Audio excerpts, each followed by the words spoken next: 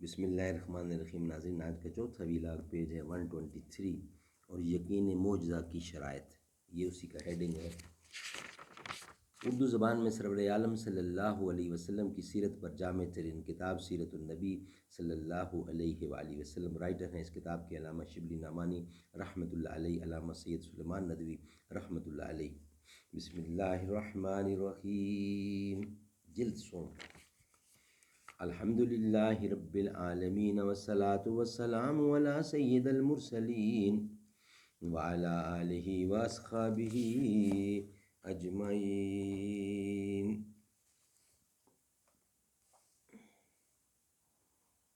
میرے سینے میں نہیں تو تیرے سینے میں سہی، ہو کہیں بھی آگ لیکن آگ جلنی چاہیے۔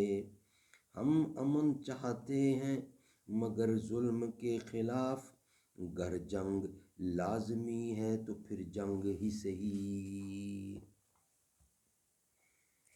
اس اپنے پرائے کے غمخوار کی دعوت صرف یہ تھی کہ لوگ لا الہ الا اللہ کہو تو نجات پاؤ گے۔ اس دعوت سے باز رکھنے میں رؤسائے قریش جب ہر قسم کی تدبیروں سے تھک گئے تو انہوں نے آپ کے سامنے حکومت کا تختہ، زر و جوہر کا خزانہ اور حسن کی دولت پیش کی، اور بالآخر وہ وقت آیا جب آخری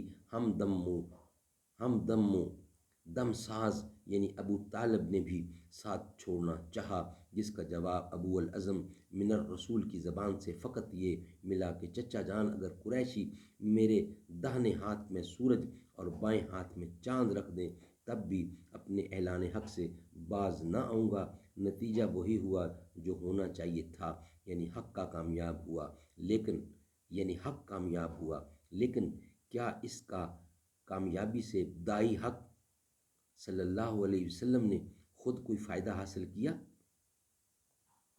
ناظرین، اس کا جواب انشاءاللہ ہم نیکسٹ یعنی کہ 5ویں ویلاگ میں دیں گے۔ چوتھا ویلاگ ہمارا کمپلیٹ ہوا۔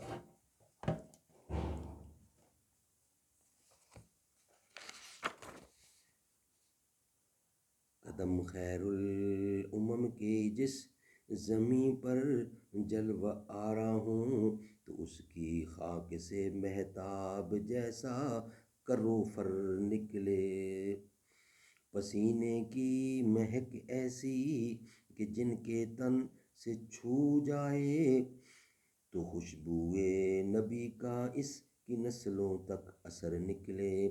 نگاہیں پھیر لیں آقا تو رستے سب بگڑ جائیں، کرم کر دیں تو دریاؤں میں بھی رائے سفر نکلے۔ سما کر سانس میں احساس میں دھڑکن میں تن من میں، سما کر سانس میں احساس میں دھڑکن میں تن من میں، نبی کی نہت قلب و جاں سے بس 8 پہر نکلے۔ مدینے جا کے سب کچھ رہ گیا، بس تن چلا آیا دھڑکن میں تن من میں۔